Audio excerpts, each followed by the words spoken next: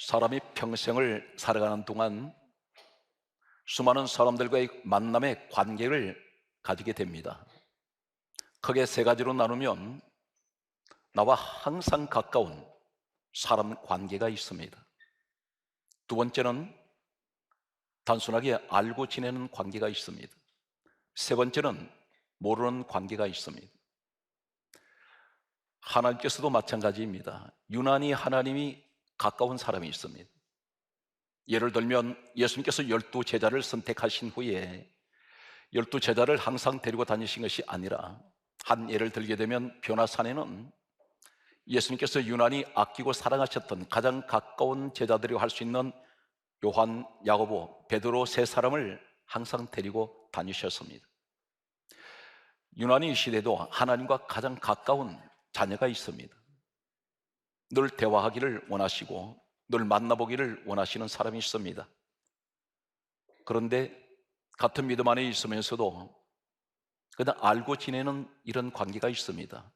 나는 하나님을 안다고 하는데 하나님께서는 나는 너를 모르겠다고 하는 사람이 있습니다. 우리는 이 내용을 어떻게 설명할 수가 있겠습니까? 이 사회에는 유명한 정치인들이 있고 수많은 연예인들이 있습니다. 또 수많은 석박사들이 있습니다. 그런데 그 이름들을 우리는 알고 있습니다. 그러나 그 당사자들은 우리를 모르고 있다는 사실입니다. 마찬가지입니다. 나는 하나님을 향하여 나의 주님이라고 고백하고 아버지라고 부르는데 하나님께서 말씀하시기를 나는 너를 모르겠다는 사람이 있습니다. 세 번째 유형이 전혀 알지 못하는 남남 관계로 지내는 사람이 있습니다. 한 예를 들면 학생이 똑같은 학교를 다닙니다. 같은 고등학교를 다니는데 같은 선생에게 가르침을 받습니다. 그러나 그 학교를 똑같이 다닌다고 해서 그 선생의 가르침을 똑같이 받는다 해서 예를 들면 서울대학교를 다 들어가는 것은 아닙니다. 서울대학교를 명문대학으로 들어가는 학생들을 보게 되면 유난히 이 학생들에게는 특이할 몇 가지 사항들이 있을 것입니다. 대단히 부지런하고 늘 적극적이며 항상 공부에 열중하는 학생들이 반드시 명문대학교를 지나갈 수가 있을 것입니다. 믿음 안에서도 마찬가지입니다. 야고보서 2장 20절에 말씀하시기를 행함이 없는 믿음은 헛것이라고 했습니다.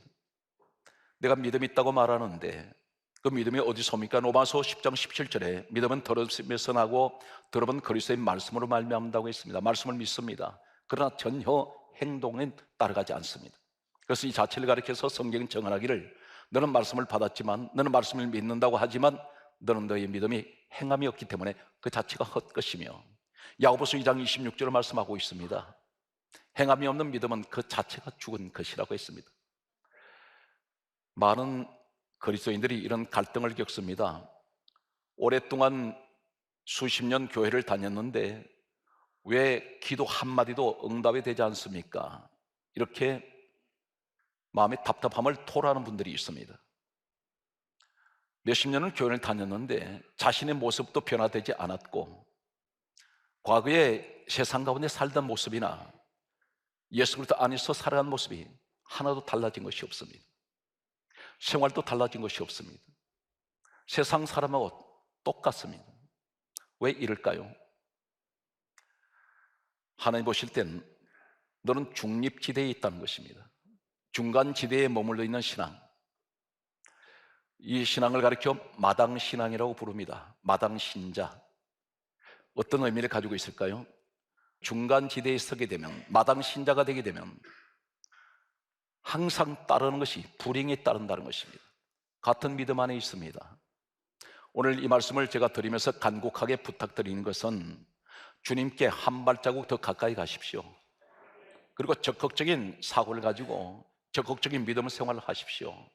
그렇지 않으면 항상 마당신자가 되고 중간지대에 머물러 있으면 하나님께 얻을 것은 아무것도 없습니다. 로마서 4장 11절에 믿음의 조상이라고 하는 아브라함이 있습니다.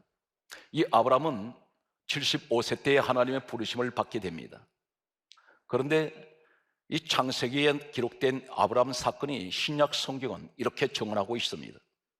사도행전 7장 2절 말씀을 보게 되면 아브라함이 하란에 있기 전 메소포타미아에 있을 때에 영광의 하나님이 그에게 보여, 이렇게 기록하고 있습니다. 이어서 사도행전 7장 3절 말씀은 이렇게 기록하고 있습니다. 너는 너 고향과 친척을 떠나 내가 내게 보일 땅으로 가라, 이렇게 말씀하셨습니다. 계속되는 말씀을 보게 되면 사도행전 7장 4절은 다음과 같은 말씀을 하고 있습니다. 아브라함이 하란에 거하다가 그 아버지가 죽음에 하나님이 그를 거기서 너희 사는 땅으로 옮기셨느니라, 이렇게 말씀하고 있습니다. 아브라함이 갔다는 말씀이 아니라 하나님께서 옮기셨다고 말씀하고 있습니다. 도대체 하란이라는 곳이 어떤 곳일까요? 아브라함이 살던 고향은 갈대아 우르, 또 메소포타미아라고 부릅니다. 이곳에 살던 그는 하나님의 부르심을 받게 됩니다. 하나님께서는 어디로 가라고 하십니까? 가나안 땅이었습니다. 이 가나안 땅을 가리켜서 하나님께서는 젖과 꿀이 흐르는 땅이라 했습니다. 약속의 땅입니다. 이곳에 가면 어떤 일이 있나요? 하나님께서는 약속하시기를 창세기 12장 1절에서 4절 말씀을 보면 너는 내가 내게 지시할 땅으로 가라.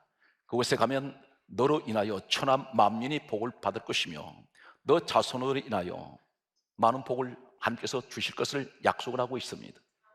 가나안 땅은 아브라함에게는 축복의 땅입니다.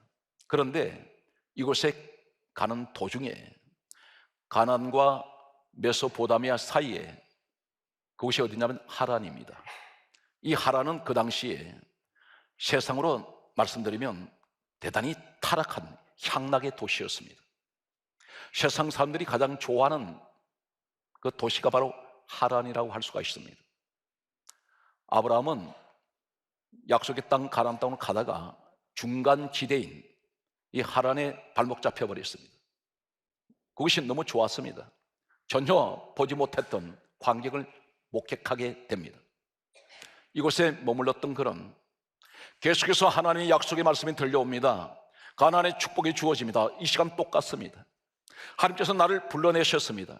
세상 가운데서 나를 불러내셔서 오늘 하나님의 교회로 나오게 하셨습니다. 그런데 아브라함에게 약속하셨던 이 가나안의 약속의 말씀은 내게 주어져 있는데 그 가나안은 내게 보이지 않습니다. 현실은 전혀 보이지 않습니다. 어디 있기 때문입니까? 하란에 있기 때문입니다. 그곳이 어디입니까? 중간 지대에 서 있습니다. 하나님께 더 가까이 가지도 않고 세상으로 그렇다고 돌아가지도 않습니다. 중간 지대에 머물러 있는 일명 마당 신자, 그리고 중립 지대에 있는 사람, 중간 지대에 서 있는 신앙생활을 하는 사람들이 한국 교회에 너무나 많다는 사실입니다. 세상 것도 포기하기 싫고 하나님 것도 포기하기 싫습니다. 양쪽에 다 지고 있습니다. 언제든지 가장 위험한 것은 중립지대에 서 있는 사람은 조금만 신앙생활이 어려움이 오면 언제든지 세상으로 흘러가 버릴 가장 위험한 사람이 중립지대에 있는 사람입니다. 이 사람은 하란 땅에 머물러 있는데 결국 하나님께서 이 사람을 어디로 옮기십니까? 그 아버지 데라가 죽었을 때입니다. 데라의 뜻은 어떤 뜻이냐면 지체하다, 연기하다, 이 의미를 가지고 있습니다. 아버지 데라가 같이 갔습니다. 하나님은 아버지 데라가 가는 것을 원하지 않았습니다. 왜 그렇습니까?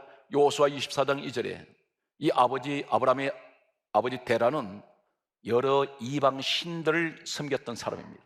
성경은 그렇게 정언하고 있습니다. 하나님은 아브라함만 불러냈습니다. 그런데 아브라함은 이방 신을 늘 섬기는 이 아버지 데라와 같이 갔을 때에 하란 땅에 머물게 되었고, 또 참고로 말씀드리면 이 하란 땅은 이방 신들을 섬기는 유명한 곳이었습니다. 이곳에서 발목 잡혔던 그는 결국 그 아버지가 죽었을 때에 하나님께서 강권적으로 가나안 땅으로 그를 옮기시게 됩니다. 여기서 아브라함의 실패를 봅니다. 하란이라는 것이 혹 내게도 있는 사람이 있습니다. 그 하란이 지금 나를 발목 잡고 있습니다. 하나님의 약속의 말씀은 계속 주어지는데 지금 내게 그 현실이 보이지 않습니다. 두 번째 사건은 역시 아브라함 사건입니다. 가나안 땅에 들어갔습니다. 들어갔는데 이 사람이 창세기 12장 8절 말씀을 보게 되면 성경 말씀은 이렇게 기록하고 있습니다. 이 사람이 베델과 아이 사이에서 이곳에서 여호와께 제단을 쌓고 여호와 이름을 불렀더라, 이렇게 기록하고 있습니다. 베델은 하나님 집입니다. 아이는 어떤 곳입니까? 여호수아 시대 때에 하나님께서는 이 아이 성을 전멸을 시켰습니다. 심판한 곳입니다. 멸망당했던 이 아이와 하나님 집 베델 사이에서 제단을 샀습니다. 어디 가서 제단 사야 됩니까? 베델 하나님 집으로 와야 됩니다. 그런데 이 사람은 적당주의 사상에서 벗어나지 못합니다. 베델과 아이 사이에서 제단을 쌓았던 그는 여호와 이름을 부릅니다. 여호와 이름 부른다는 것이 뭘 말합니까? 오늘날 이 시대로 말씀드리면 하나님을 향하여 부르짖고 기도합니다. 그런데 성경은 창세기 12장 9절 말씀이 이렇게 기록하고 있습니다. 8절 말씀에 이 사건이 기록되고 난 후에 9절 말씀 보게 되면 점점 남방으로 옮겨갔더라, 이렇게 기록합니다. 점점 어디로 갑니까? 점점 축복의 길로 가야 되는데, 점점 잘 되는 곳으로 가야 되는데, 점점 번성하는 길로 가야 되는데, 점점 형통한 길로 나아가야 되는데, 성경 강조하기를 점점 남방으로 옮겨갔더라, 이렇게 말씀하고 있습니다. 중간지대에서 예배하는 자, 오늘 아브라함의 모습 속에서 성경이 이렇게 강조합니다. 점점 남방으로 옮겨갔던 이 남방이 히브리어는 뭐라고 원어에는 말씀하고 있냐면 네게버입니다. 네게버, 이 말은 무슨 의미입니까? 바싹 말랐다. 점점 말라지기 시작합니다. 바싹 말라져 버립니다. 이곳은 사막 중의 사막으로 알려져 있습니다. 오늘 여기서 잠깐 정리하면, 내가 중간지대에 머물러 있는 신앙이 되었더니 하나님께 더 가까이 가지도 않습니다. 항상 그 상태에 머물러 있습니다. 그러다 보니까 전혀 변함은 없는데 어떤 일이 생깁니까? 점점 가는 곳마다 옮기는, 인생에 옮기는 곳마다 바싹바싹 말라져 버립니다. 이것이 중간지대에 머무는 신앙입니다. 10절 말씀 보게 되면 기근이 심해서 애굽으로 가버립니다. 애굽은 세상을 말합니다. 그것은 하나님이 안 계십니다. 아브라함은 점점 수렁 속으로 빠져들어가고 있습니다. 그리고 급기야는 세상길로 가버립니다. 여기서 문제가 일어난 것은 창세기 12장 13절에 바로왕이, 애굽의 바로왕이 이 사람에게 자신의 부인을 탐을 내었을 때에 아브라함 입에서 이렇게 말합니다. 당신은 나의 누이라 하시오. 아내를 누이라고 속이게 됩니다. 그리고 부인을 빼앗겨 버립니다. 가정의 부부관계가 금해가기 시작합니다. 원인이 어디 있습니까? 중간지대에 머물러 있을 때, 적당주의. 주일날만 되면 교회를 나옵니다. 일주일 동안 한 번 주일날 나와서 예배 드리고 나는 예배 드렸다고 말합니다. 한 주간 동안 까마득히 하나님을 잊어버렸습니다. 기도하지 않습니다. 믿음은 전혀 찾을 길이 없습니다. 이 신앙 가지고는 평생을 신앙생활해도 믿음은 절대 자라지 않습니다. 세 번째 사건이 역시 아브라함 사건입니다. 창세기 20장 1절에서 2절 말씀을 보게 되면 이 사람이 또 어디에 머뭅니까? 성경이 이렇게 강조하고 있습니다. 가데스와 술 사이에서, 성경 강조합니다. 가데스와 술 사이에서 그랄이라는 곳에 거주하게 됩니다. 이 가데스라 말은 거룩이란 뜻입니다. 술이란 말은 애굽 문화가 그곳에 완전히 범람을 해서, 이 술이라는 곳은 타락할 대로 타락한, 성적으로 타락한 유명한 도시였습니다. 거룩한 곳과 타락한 곳 사이에 그랄이라는 뜻은 어떤 뜻이냐면, 성경이 이렇게 이 의미를 해석하고 있습니다. 정지하다, 멈추어지다, 전부 정지되어 버립니다. 여기에서 이 사람이 또 어떻게 합니까? 그랄 왕 아비멜렉이 아브라함의 부인을 탐을 내는 것을 보고 또 이렇게 거짓말합니다. 그들은 나의 누이라 하시오. 두 번을 자신의 아내를 누이라고 속이게 됩니다. 전부 오늘 일련의 사건을 보면 중간지대에 머무는 사람은 반드시 이러한 어려운 일들을 만나게 됩니다. 네 번째 사건을 소개합니다. 창세기 19장 17절 말씀 보게 되면 소돔 고모라가 하나님께서 불심판을 내리실 때에 천사를 통해서 하나님께서는 이 소돔 속에 있던, 소돔 이곳에 있던 롯의 가족을 강권적으로 끌어냈습니다. 그리고 다음 같은 말을 하고 있습니다. 창세기 19장 17절에 말하기를 산으로 도망하라, 이렇게 말했습니다. 이 천사의 말은 곧 하나님께서 지시하셨습니다. 이때에 창세기 19장 17절에 롯이 다음 같은 제안을 합니다. 저 산은 내가 가기에 멉니다. 가다가 재앙을 만날 것입니다. 그러므로 여기 가까운 곳이 있으니까 저 작은 섬 소알로 내가 들어가게 해주십시오. 누가 제안했습니까? 하나님의 뜻이 아닌 이 롯의 뜻은 소알이라는 그 가까운 곳으로 들어가기 원했습니다. 이곳을 어떤 곳입니까? 바로 하나님이 피신하라는 산과 소돔 사이에 있는 중간지대입니다. 이곳에 들어갔다가 그는 바로 자신의 두 딸과 함께 근친 상간의 죄를 짓게 됩니다. 불행의 씨앗을 만들었는데 암몬과 모압이라는 두 민족이 바로 이 두 딸을 통해서 태어나게 됩니다. 전부 중간지대에 머무는 신앙은 계속해서 불행을 스스로 자초하고 있다는 사실입니다. 우리에게 계속해서 왜 메시지를 계속해서 전하고 있을까요?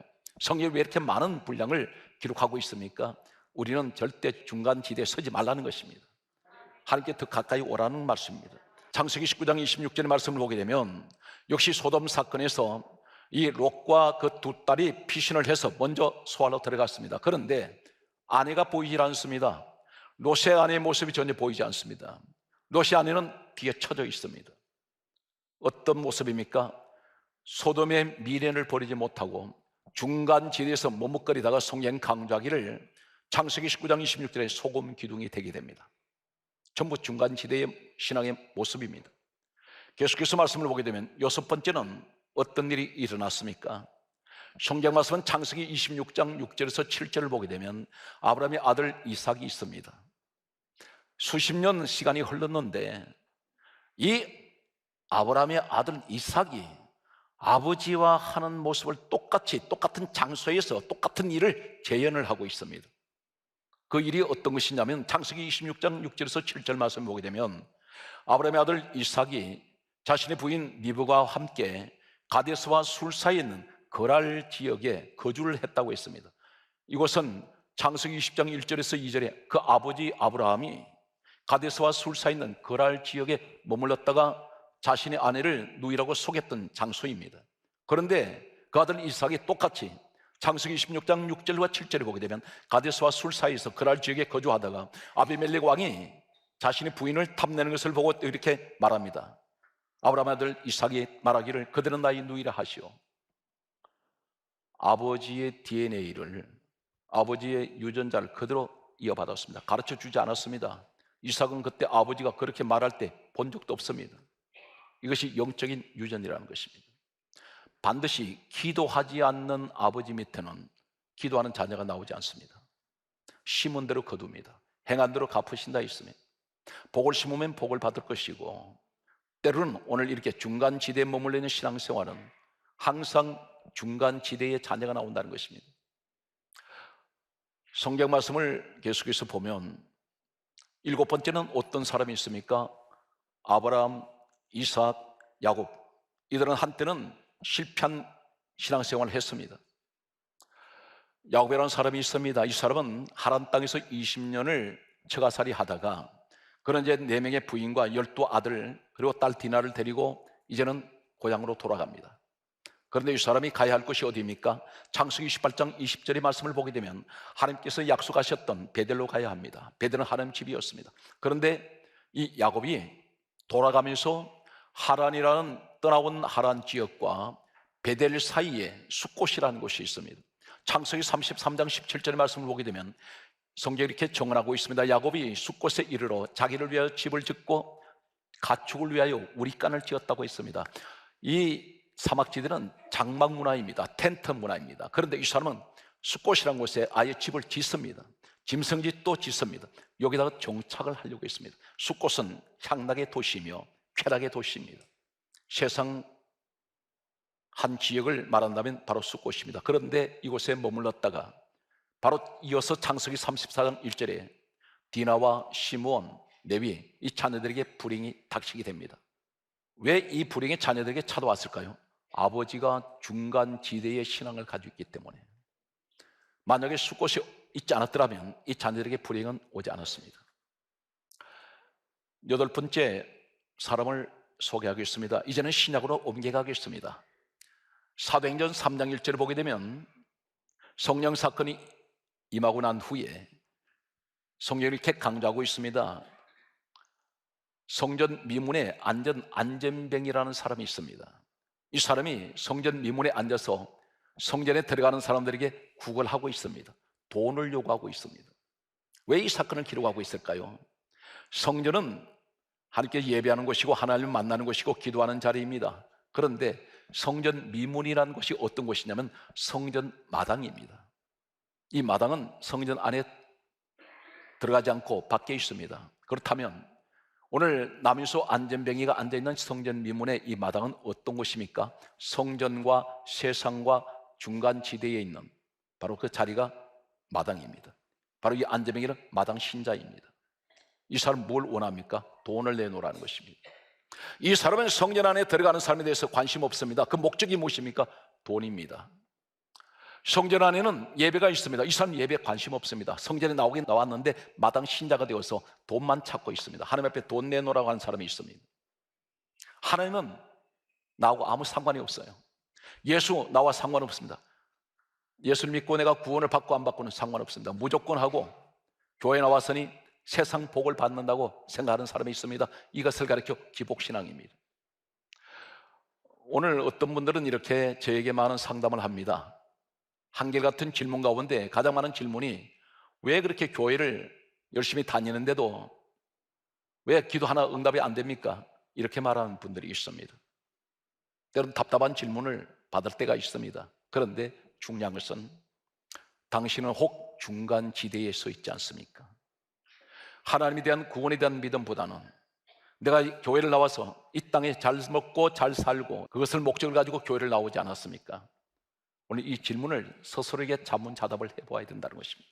내 인생이 앞으로 어떻게 전개될지, 지금 현실은 힘들고 어렵지만 앞으로 어떻게 전개되는 내 인생은 어떤 인생으로 살아갈까 하나님만이 알고 계십니다. 어떤 내용을 알고 계실까요? 오늘 예레미야 33장 1절에서 3절에 말씀하시기를 하나님 앞에 부르짖고 기도하는 사람에게는 무엇이라고 말씀합니까? 너는 내게 부르짖으라. 내가 알지 못하는 크고 비밀한 일을, 너는 너 인생을 모르지만 나는 너 인생을 안다는 거예요. 너희 미래를 알고 있다는 것입니다. 너도 모르는 크고 비밀한 일을 내가 너에게 보여준다는 것입니다.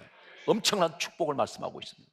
내 인생이 어떻게 전개될지 모르는데 지금은 현실이 너무나 암울하고 어둡습니다. 우리 민족을 얘기한다면 시대가 어둡습니다. 그런데 하나님께서 말씀합니다. 이 민족이 하나님 앞에 엎드려 부르짖고 기도하면 하나님께서는 전혀 알지 못하는 놀라운 일들을 만들어내시는데, 사람 마음을 움직이시는 분 누구세요? 우리 하나님이 움직이십니다. 오늘 사랑하는 성도 여러분, 중간지대에 서지 마십시오. 안타까운 마음으로 여러분에게 간절하게 소망하며 예언합니다. 주님 앞에 가까이 오세요. 중간지대에 서지 마시고 마당신자 되지 마십시오. 사도행전 20장 9절에 유두고라는 청년이 있습니다. 이 유두고가 바울이 설교를 할 때에 삼청 창문에 걸터 앉아 있습니다. 밖은 세상이고 안에는 하나님 말씀이 지금 계속해서 선포되고 있습니다. 예배가 드려지고 있습니다. 그런데 성경 강조하기를 사도행전 20장 9절의 말씀을 보게 되면 유두고가 깊이 창문에 걸터 앉아 졸더니 창문 밖으로 떨어져 버렸습니다. 창문에 걸터 앉은 이 자리가 어딘가요? 중간지대입니다. 체중이 밖으로 들어갔습니다. 잠깐 깊이 졸았는데 바로 밖으로 나가 떨어졌습니다. 오늘 우리는 창문에 걸터앉는 신앙이 되면 안 됩니다. 출애굽기 32장 26절에 모세가 40일 동안 시내산에서 하나님을 만나고 내려올 때 두 돌판을 가슴에 품고 내려왔습니다. 이때 산 아래에서 금송아지를 만들어서 춤을 추고 있는 그 금송아지가 하나님이라고 떠들어대는 백성들 앞에 두 돌판은 깨져버립니다. 이때 하나님께서는 모세를 통해서 다음과 같은 말씀을 합니다. 여호와 편에 서기 원하는 자는 다 내게로 오라, 이렇게 말씀하셨습니다. 이때 12지파가 있습니다. 그런데 그 지파 가운데 한 지파가 하나님 앞에 섰습니다. 그 지파가 바로 레위 지파였습니다. 레위 사람들만 여호와 편에 섰습니다. 이 레위 지파가 하필이면 어떤 지파입니까? 바로 이 지파가 창세기 34장 1절 이하의 말씀 보게 되면 살인자들입니다. 자신의 누이 동생 원수를 갚겠다고 살인한 자들입니다. 그들은 남의 재산을 약탈한 자입니다. 유부녀를 납치했습니다. 그리고 창세기 49장 7절은 이들을 저주했습니다. 그런데 저주받은 이 레위 지파가 하나님 편에 섰습니다. 하나님께서는 그들에게 죄를 묻지 아니하시고 뭐라고 말씀합니까? 민수기 1장 53절에 너희들은 이 땅에 최초로 세워진 하나님의 집 성막에 대한 책임을 지킬지니라. 하나님 일을 시켰습니다. 바로 이 레위 지파를 통해서 누가 태어났습니까? 지상에 인류가 시작된 이래로 첫 제사장인 아론이라는 사람이 제사장으로 세워지는데 바로 이 사람이 레위 지파 사람입니다. 이로부터 약 1500년 동안 계속되는 예수님께서 이 땅에 오셨을 때에 6개월 먼저 예수님보다 먼저 태어난, 오늘 누가복음 1장 5절에 보면 예수님께서 이 땅에 오셨을 때 사가랴 제사장이 있었고 엘리사벳 그의 부인이 있었습니다. 이들을 가리켜서 아론의 제사장들이었더라, 아론의 자손들이었더라. 바로 그가 누구입니까? 레위 지파의 사람들입니다. 이 사람 누구입니까? 하나님 편에 서 있던 사람들입니다. 이 사람들은 1500년 동안 영적 지도자로서 계속 세우셨습니다. 이 집은 명문 가문이 됩니다. 바로 이곳에 태어난 사람이 누구냐? 세례 요한입니다. 오늘 하나님 편에 서는 사람은 반드시 지나가는 모든 죄는 다 사해지고, 누구 안에서? 예수 그리스도 안에서. 요한일서 1장 7절은 다음과 같은 말씀을 하고 있습니다. 예수의 피가 우리의 모든 죄를 다 깨끗하게 하셨느니라. 주님 안에 들어오면 여러분은 분명히 에베소서 1장 4절에 창세전에 누구든지 그리스도 예수 안에 있는 사람은 다 택하셨습니다. 여러분 택함 받았습니다. 그렇다면 오늘 마지막 말씀의 결론을 맺겠습니다. 요한복음 15장 1절에서 4절에 말씀하시기를 주님이 이렇게 말씀합니다. 나는 포도나무요 너희는 가지니 가지는 포도나무에 붙어 있으면 저절로 열매를 맺나니. 이 말씀 무슨 말입니까? 포도나무 되시는 예수님께 가지되는 우리가 붙어 있어야 된다는 것입니다. 그래야 열매를 맺는다는 것입니다. 오늘 주님이 이렇게 말씀합니다. 너희가 나를 떠나서는 아무것도 할 수 없다. 우리 주님을 따라가는 사람은 내가 곧 길이요 진리요 생명이니 나로 말미암지 않고는 아버지께로 올 자 없다. 천국 갈 수 없다는 것입니다. 이 말씀이 요한복음 14장 6절에 주님이 말씀하고 있습니다. 사랑하는 성도 여러분, 적극적인 사고를 가지십시오. 반드시 적극적인 사고를 가진 사람은 반드시 사업을 성공시킵니다. 가정을 성공적인 가정으로 이끌어 나갑니다. 자녀 교육도 반드시 성공적인 자녀 교육을 만들어낼 수가 있습니다. 교회 신앙생활에도 반드시 성공하는 믿음의 사람이 될 수가 있습니다. 여러분 범사위에 하나님께서 주신 축복에 함께 하시기를 주의 이름으로 축원합니다.